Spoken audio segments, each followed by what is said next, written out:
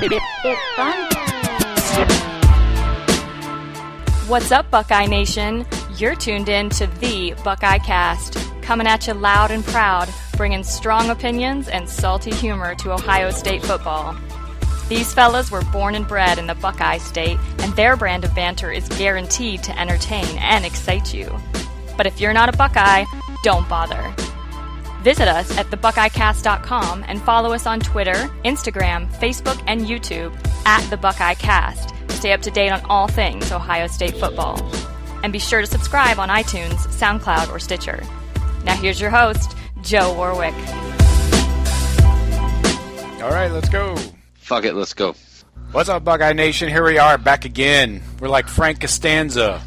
I'm back, baby! As you know, we're born and bred Buckeyes. We bleed scarlet and gray. Welcome to Week 1. This is our pre-Indiana podcast. Getting ready for Thursday night. Can't wait to bust up some fucking losers. As you know, you can check us out on Apple Podcasts, Google Play, SoundCloud, Stitcher. You can always hit the website and find the show as well, thebuckeyecast.com. Email, tweet the show. You can hit me at joe@thebuckeyecast.com via email. Let me bring in Jeff and Sean. Jeff and Sean, what is up? What's up, brothers? What's going on? How you doing? Can't wait to kick off the first pregame of 2017. Yeah. Thoughts and prayers to everybody in Texas. And let's do this. Yeah, we're getting hit with a deluge here in Florida, and sounds like you are up in Michigan too, right? Yeah. It's crazy fucking. I was in a bad mood driving home. Bad. I think they're going to be rescheduling or relocating some college football games this weekend down in the South. So we'll see. Yeah, I heard that Rice is now working out of TCU's complex. Those bastards just came back from Australia. Yeah, they came back to a flood in the basement. Yeah. So let's jump into this Two Deep that was just released today. Today's Monday. Very interesting. I thought the glaring sign that stood out to me was the right guard spot, which we've been talking about throughout fall camp and even back into summer and spring. Kind of shocked that Brandon Bowen took that spot away from Malcolm Pridgeon and Matthew Burrell. Jeff, what do you think? You see this one coming, or this kind of hit you upside the head? Kind of upside the head, I guess. Congratulations to Brandon Bowen. We only hear, when you're talking about the right guard, it's not like a highly publicized battle going on. So we just hear what the coaches are saying or what reporters might be saying from practice. And everything we heard as of 3 weeks ago was there's a three-way tie for first, pretty much. So for Brandon Bowen, he must have emerged in the last couple of weeks. So, good for him. He earned the job. Today, Herb said in his press conference that it wasn't even close. That's shocking. Oh, really? Am I misspeaking here when I say that a couple weeks ago it was up in the air from what we heard from King? Like a week ago, I thought. Okay, that's okay. I want to make sure I didn't hear it wrong. That's what he said today. It wasn't even close, huh? Yeah. And that's and he took the job from a starter. I mean, Pridgeon's returning.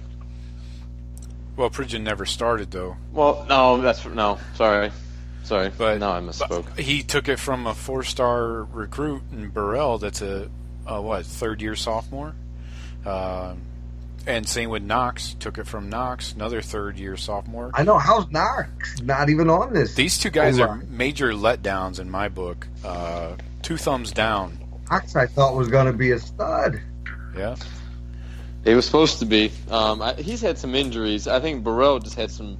It sounds like immaturity early in his career, but Knox, I think, battled more injuries. But either way, you're right. Definitely, let down when it comes to how highly touted they were coming in. Definitely haven't lived up to the bill. Here's my big concern with Brandon Bowen. It would have been the same with Pridgeon, but every one of our linemen are built like left tackles. I mean, our guards are 6'7". Right. That's it. I worried. Barrett had a lot of balls knocked down, and looking over, I think our line's tall for him in the way he plays. Well, nobody will see him back there. That's for sure. This is giant. They're all built like left tackles, man. I just saw a tweet a few minutes ago. Ohio State's average on their O-line is 6'6", 311. The Browns' average is 6'4", 309. That's not right. Jeez. That's not right. Wow. Yeah. That is definitely an NFL-sized line we have, and a lot more experience. They all gained a lot of experience from last season. So, yeah, I hope so. They better have. sky's the limit. Sky's the limit for these guys. We'll go as far as they take us. If they are a sieve like certain times last year, then Barrett and the offense is going to look as shitty as ever.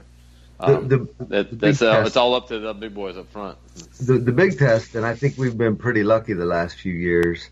At least maybe I can't remember, but we've been relatively healthy on that O-line too, man. I mean, guys aren't going down.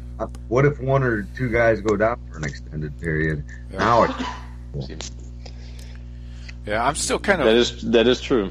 I'm kind of puzzled why Pridgeon, a JUCO transfer a year ago, still hasn't cracked the starting lineup as well. I mean, that's kind of like bringing in a 4-star guy that's 2 or 3 years into the program, you know? Yeah, college body. Yeah. Big boy. I have to wonder if he's having issues with the playbook or what. I don't know. Anyway, you got Wyatt Davis right behind Pridgeon at the Orr slot for the right guard. So interesting to me that him and Thayer Mumford have cracked the 2 deep already as true freshmen. That's great to see. Great to see. You got true freshmen coming in pushing these big boys. I love it. It's kind of scary, though, too. I mean, that we have no other depth besides true freshmen. Well, maybe these true freshmen are pretty fucking good, bro.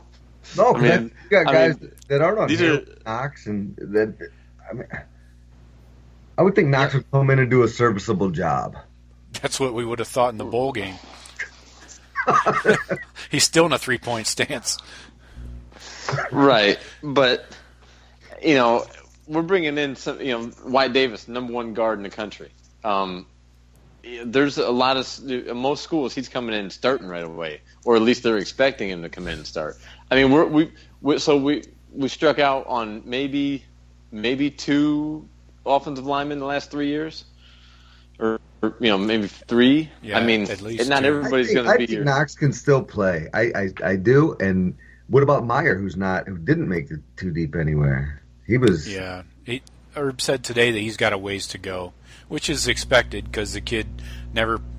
He played guard in a triple option offense, so he never had to pass block. Yeah. Right. At Miamisburg. Yeah. But still got Kevin Feder. He's a redshirt sophomore. He came from Don Bosco. So yeah. He's not small either. I mean, it's not like we get smaller. He's like 6'9". Yeah, he's 6'9". Dude's huge. Right. I mean, it's not like we got the small guys that don't crack the lineup. Mm-hmm. And you got Jack Wallaball. He's a redshirt freshman. Gavin Cupp from Leipzig. I'm not sure if he's the baby of the bunch at 6'5". Right. And these guys, we get a bunch of O linemen every year. All of them aren't going to pan out every year. Yeah. We got some guys that are going to be those program backups for 3-4 years. Yeah. Maybe get a chance to fill in when they're seniors or something. But we're always going to have some of those linemen. I think you have to. I think that's why Urban takes so many every year. Yeah. Just because he knows, get a whole bunch of them and then filter through and see who's worth a fuck. Josh Alibi switched over from the D-line. He's cracked a 2 deep at left tackle, backing up Jamarco. Smart move on his part because he wasn't cracking that 2 deep on the D-line. No, definitely. So that's a well played Alibi. Yeah, now you're back up to left tackle at Ohio State, and he's a senior. That means next year, Josh Alibi, you got the inside track on being starting left tackle at Ohio State. Yeah, for maybe 2 years. Well, DeMarco's junior, right? But he's going to leave. No, he's a senior. He's That's a right. senior. No, you're right. You're right. Yeah, he came back for senior year. And Alibi is a sophomore. Right.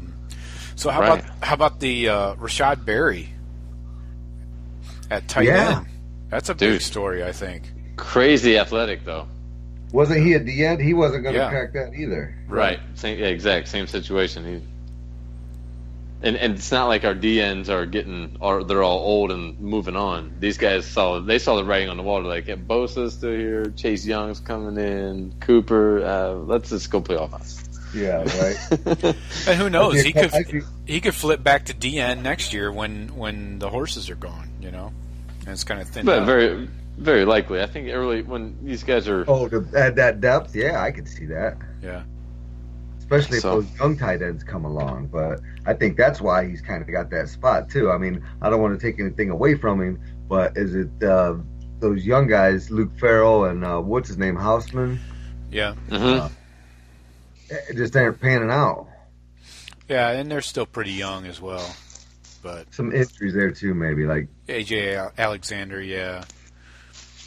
So we'll get him back next year, and I think we'll have plenty of depth at tight end, and maybe Barry flips back over. But so, what do you guys think? We haven't had a chance to talk about Joey Football busting up his hand. That's a huge blow, I think. Huge blow, yes, because there's confidence in Burrow, but it could be a blessing in disguise. Whereas you get Haskins some serious run this year, gets a lot of playing time. You never know. What if they say 4 to 6 weeks, right, on the hand?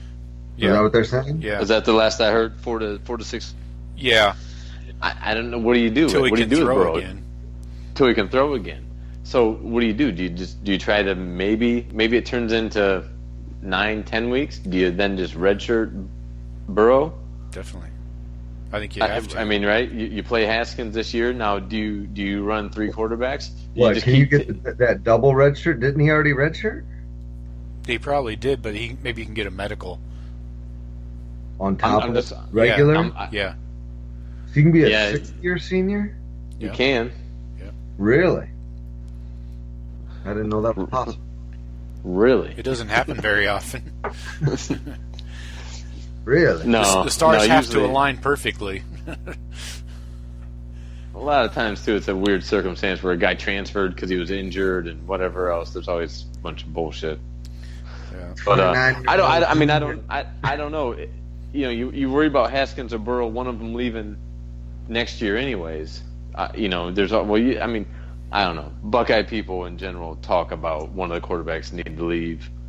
I think just through injuries, because you never know, but it'll kind of itself out. I think Herb played it perfectly. He didn't name a starter. Now, because of injury, the backup Haskins role is is the backup. defined. Yeah. Well, it is. But I noticed that Tate Martell's on the travel team. He's third guy in there. That's you might even get to see him in some of these games. Yeah. I think if I had to guess, what Herb might be doing is keep a third quarterback active because God knows what can happen, right? Right. But if we don't play him, we don't play him. Then we just redshirt him. Like we don't play him. Like break glass in case of emergency. Yeah, he's. I don't see a third quarterback taking garbage time in an Indiana game or something. No, especially not the first 2 weeks here. Yeah. And I think do you guys agree that they're probably looking at redshirting Tate Martell and not burning a year with minimal play time? Yeah, I think you try to redshirt a quarterback, especially a third string. So, yeah. So then you have potentially next year Emory Jones, Tate Martell, Joe Burrow, Dwayne Haskins. Well, Emory Jones will get redshirted next year. Not to go down this rabbit hole, but we're kind of halfway down it anyways. You basically have a battle for the starting spot with Joey Football and Dwayne Haskins, and then Martell is probably locked in at the backup, and Emory Jones has to redshirt. He's not going to come in and play as a true freshman. Yeah. So, I mean, regardless of this injury, we could lose Burrow or Haskins after this year anyways. Potentially, but I think... To transfer or... maybe, but it would be so late in camp in the fall, they'd be screwed. Right, right. If Herb doesn't name a starter until week 1, you can't transfer then. Yeah. But well, we'll see what happens then. But let's talk. I got confidence in Haskins. The kid. I want to see the kid play. I want to see more of him. Yeah, I want to see him use his feet more. But let's talk about the running back position. I think a lot of people are excited to see J.K. Dobbins and his electric skill set out there, splitting time with Mikey Weber. I can't imagine Weber's 100% on that hammy yet, and they definitely aren't going to overuse him. So what do you guys think? You interested in the J.K. Dobbins show, or you want to see some of McCall and Antonio Williams in there? Oh, man, give me that Dobbins. I can't wait to see that kid. But I think, I don't know if it's a slight. So the running back, it's got Weber, but then it's got an or and then J.K. Dobbins. So I think that's more maybe in the health a typo criteria, like if or is it J.K. Weber's Dobbins not ready, or Mario McCall is backup? But it's not clear on that release chart. There's a typo on it. I think it's Mike Weber or J.K. Dobbins, and then DeMario McCall is the backup, or Antonio Williams. Oh, so you think... Yeah, but every other co-starter is listed in as bold, and he's not. Right, that's true. That's weird. I don't know why. There are some inconsistencies with this text formatting. That's some deep stuff right there. I don't know. That's some mind stuff. It's like, well, you are Dobbins, but you aren't. Mm-hmm. Well, is it really a typo? Or are they just screwing with us? It's just poor design work is how I look at it. I feel like they're holding the trick in the bag with DeMario McCall, though. I think they're going to use him plenty. Yeah, I think even so. though yes, I agree. I think we'll see a lot of DeMario McCall. I think he's going to prove himself to be worthy of playing time. Weber. I don't think Weber's 100%. Has he even went full go yet? Maybe the last week of camp. Maybe.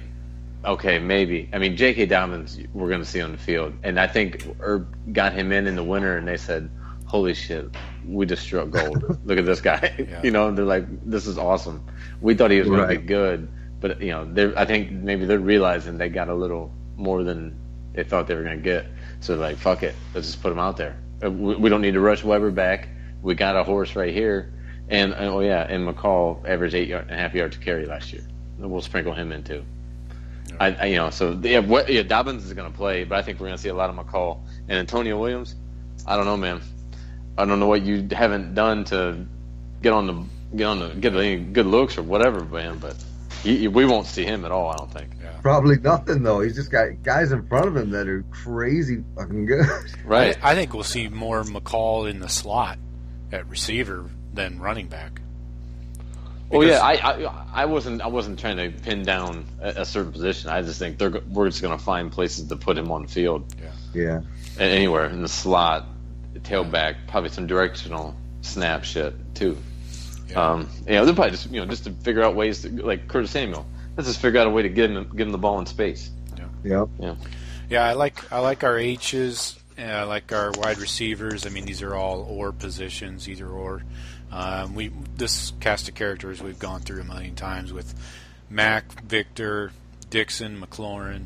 I like this lineup. Coach Smith says he likes to have a rotation of 6, so you've got to figure those 4 plus DeMario McCall and maybe KJ Hill working some slot. Who knows? Maybe we'll see a young guy out there later. Yeah, I think we're going to see a heavy rotation early, especially early on. Probably 6, even 7 guys going through, the 3 of those receiver positions. Yeah, you got Jalen Harris. He's an option. Could get some playing time. What's it, Trevon Grimes? Didn't he just lose his stripe?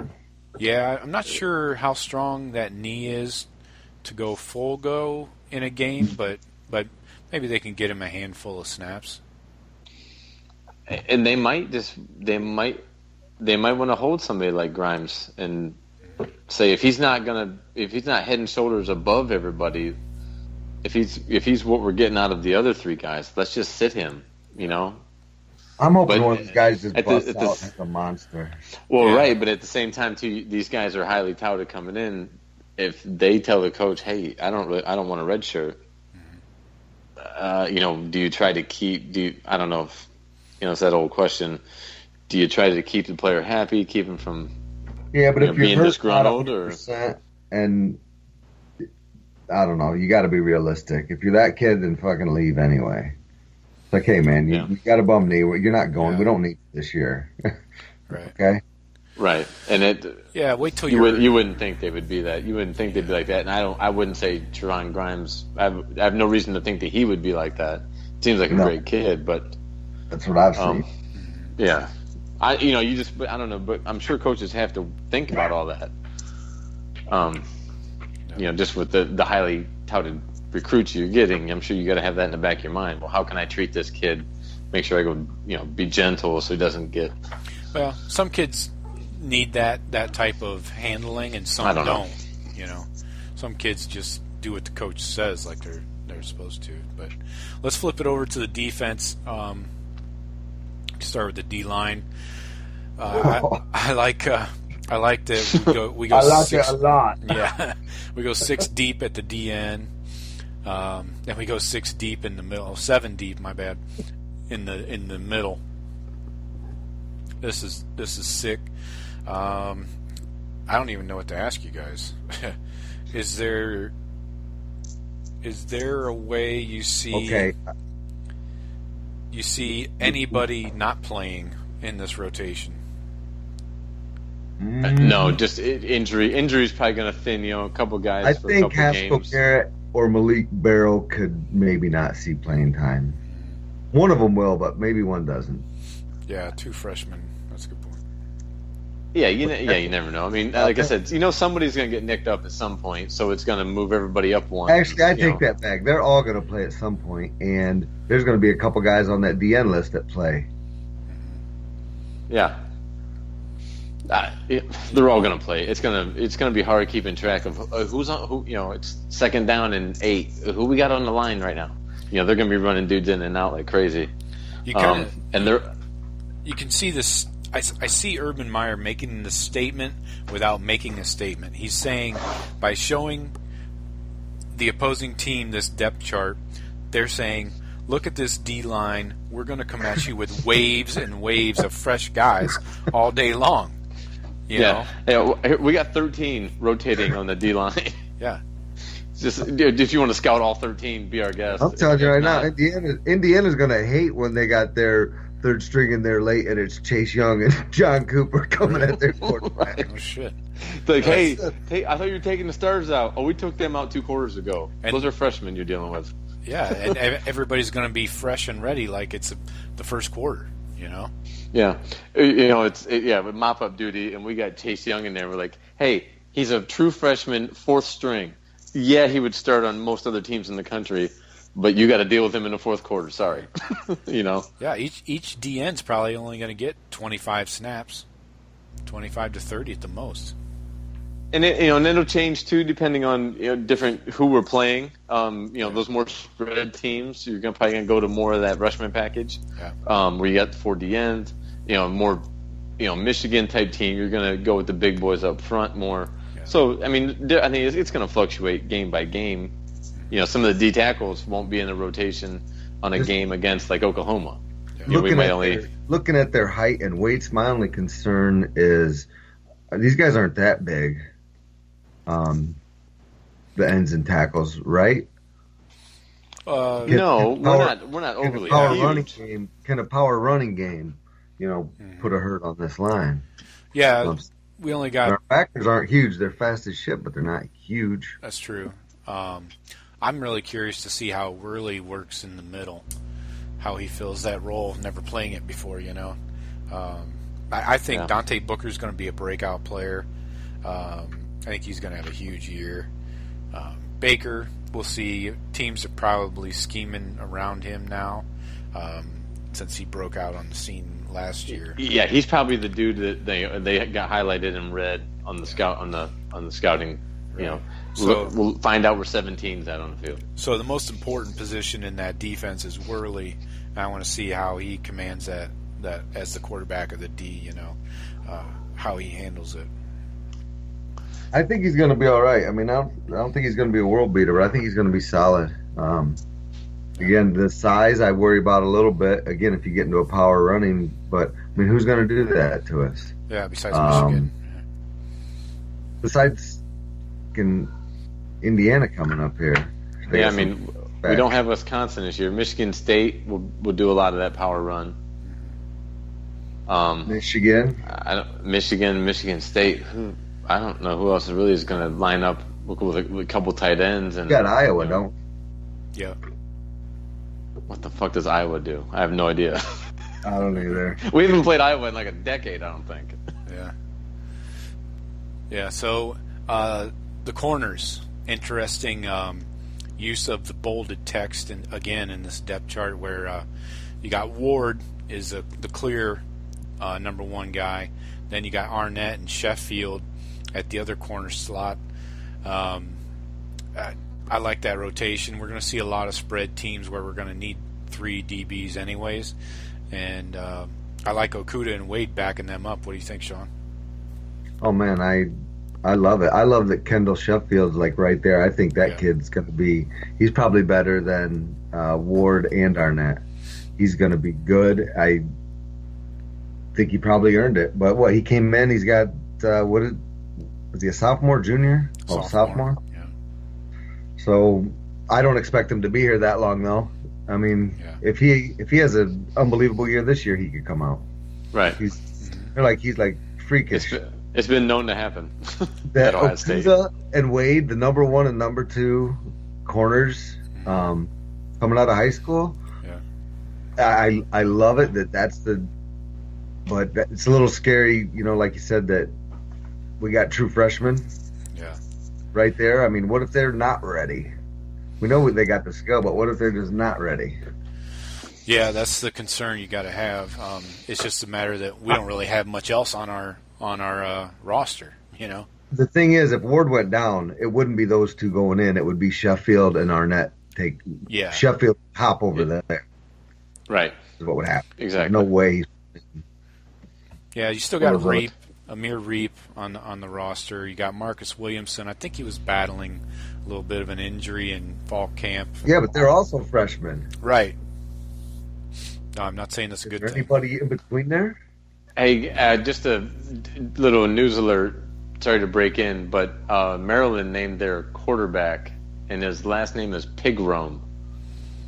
Carry on. That's nice. It just came on the TV screen. Maryland named their quarterback Tyrell Pigrome, starter. Okay. People are going to go a million different directions with that one. Jesus. I can't wait to play the Terps.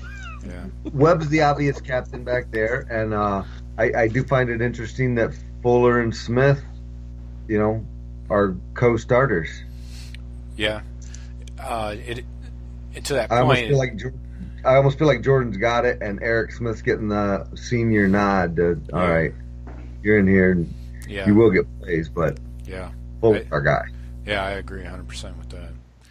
Yeah, I want to see how Fuller does. No sign of Jason Wint.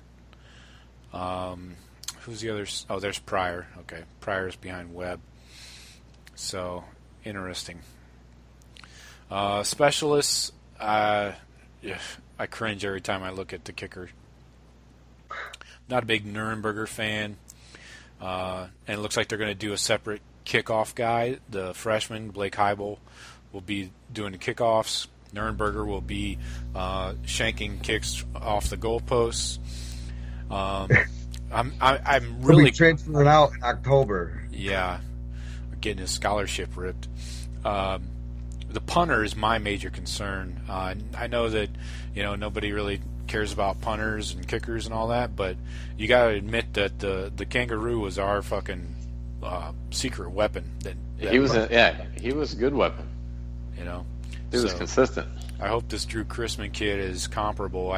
He's more of a traditional punter, so we won't have the goofy ass rugby style. So we'll see how he does. I hope he's got he can flip bottles with his feet. I've seen videos of that, so that's pretty awesome. Well, he better not get hurt. He better do well because Sean Nurnberger's the backup punter. Yeah, right. You talk about being fucked. You know, when you're recruiting the way we do, you can't waste a second Scully on a punter. So you got 2 kickers and a punter. The 3 of you figure it out. Yeah. Anytime a ball needs kicked, one of you fuckers are going out there. Yeah. Right. So I like punt return. They're going to switch to a 2-man return team.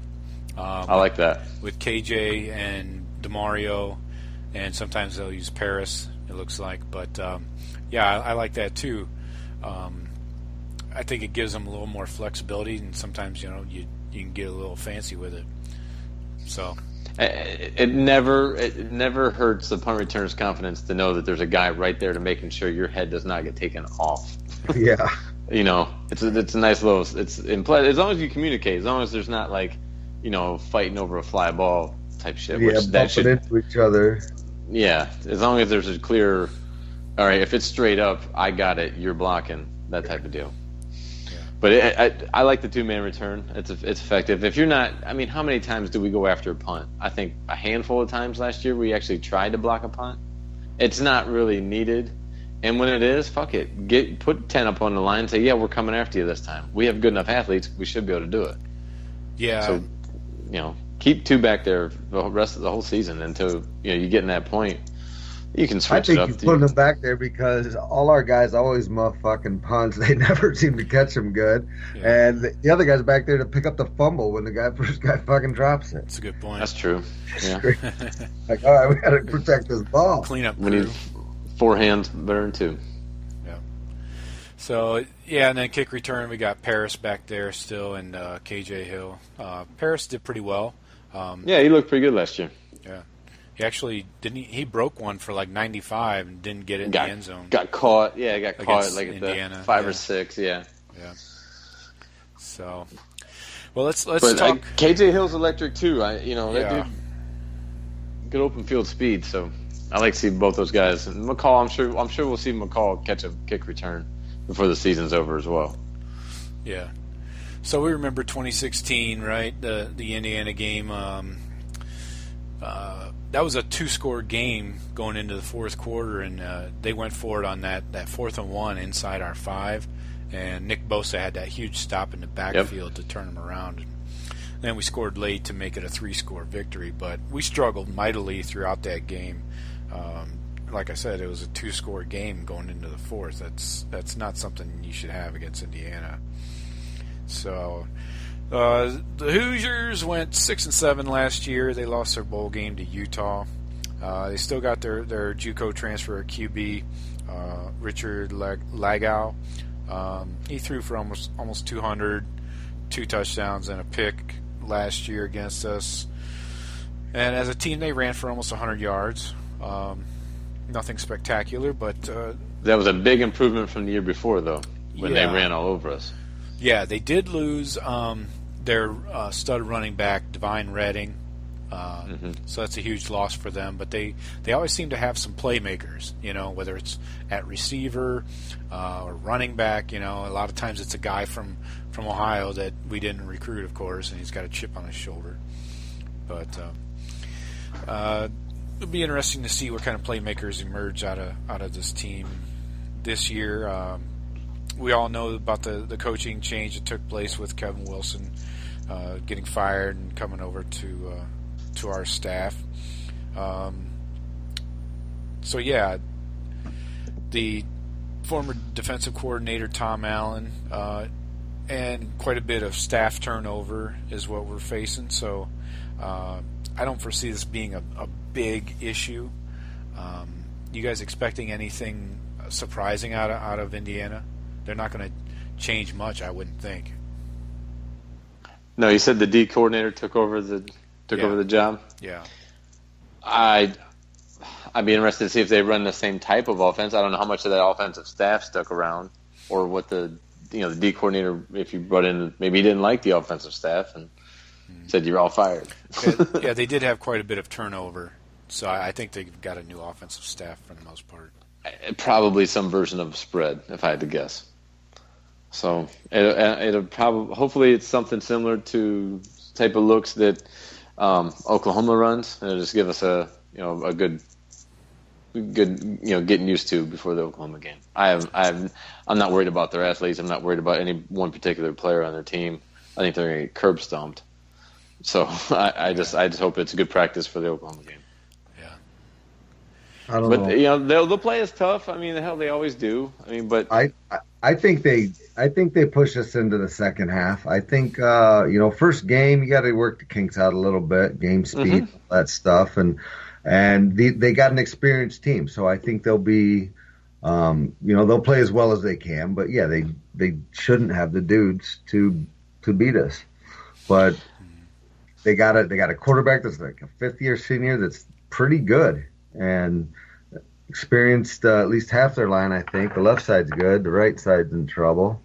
But they got some big bruising running back that, again, if the O-line's pushing well, 260-pound running back, that's fucking load all day for a linebacker for Worley. You're going to see who Worley is real early, tackling that fucking guy. Yeah. I mean, we're probably going to look a little rusty. We'll probably crack some big plays, and then look rusty, and then be kind of inconsistent back and forth. Maybe a couple 3-and-outs and a couple big touchdowns, until then we just wear them out, and then we stretch it out late. I agree, it would be that situation. Then we run them out of the building. Yeah.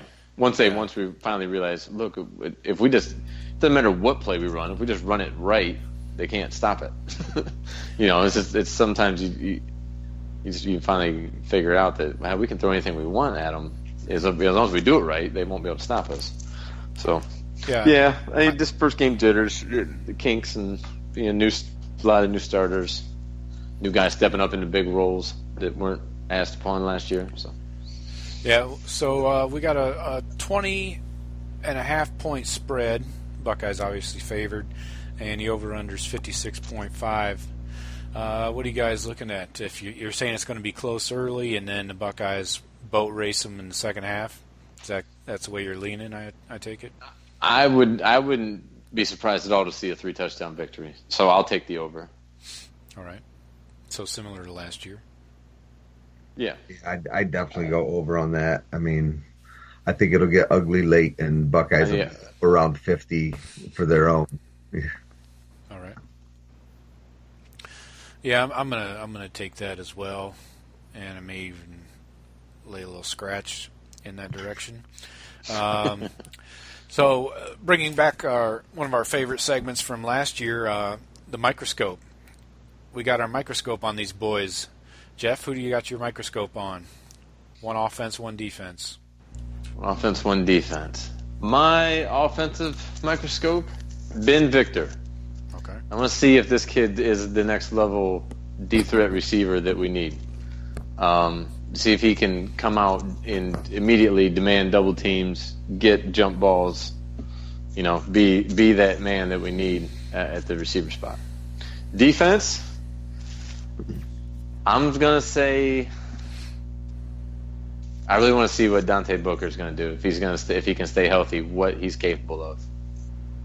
So I really want to see Booker stay healthy, get out there, get some plays happening, and get some confidence that he can plant on his legs, and he's going to hold up and everything. So, yeah, okay. Dante Booker, big comeback year. Victor and Booker, okay. Henry, what do you got? I'm going J.K. Dobbins.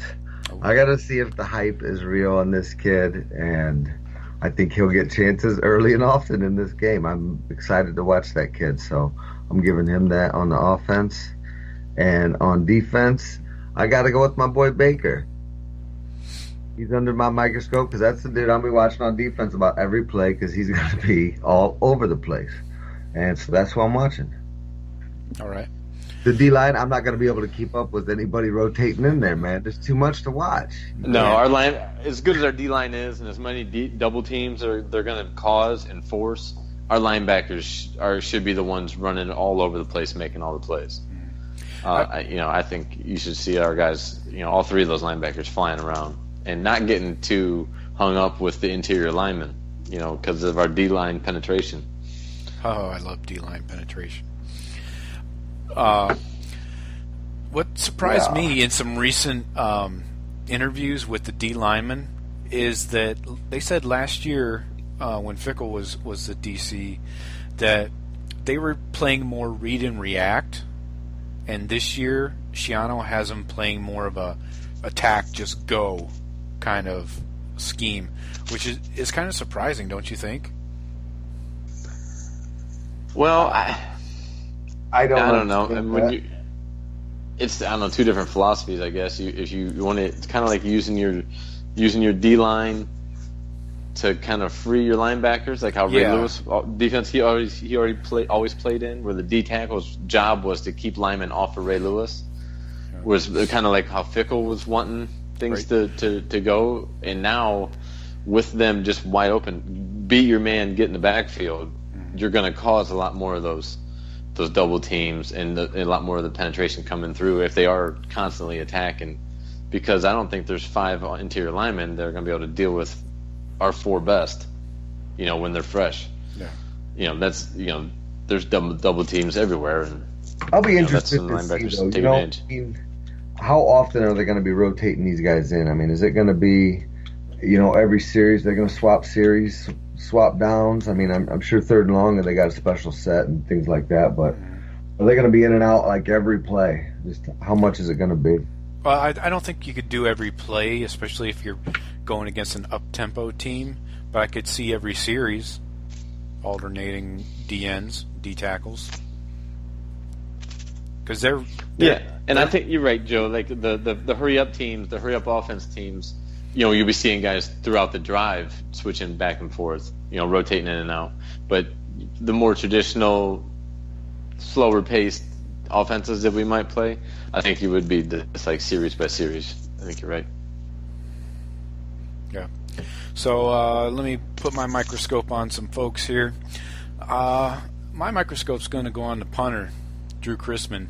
I think it's going to be key to see what this guy's all about. We're going to need him to make big kicks in big games this year, and to do it consistently, not just pull a 70-yarder out of his ass every once in a while. He's got to be consistent with the hang time and the distance. So I'm not sure if he falls on offense or defense, but whatever. Then my other guy is Chris Worley.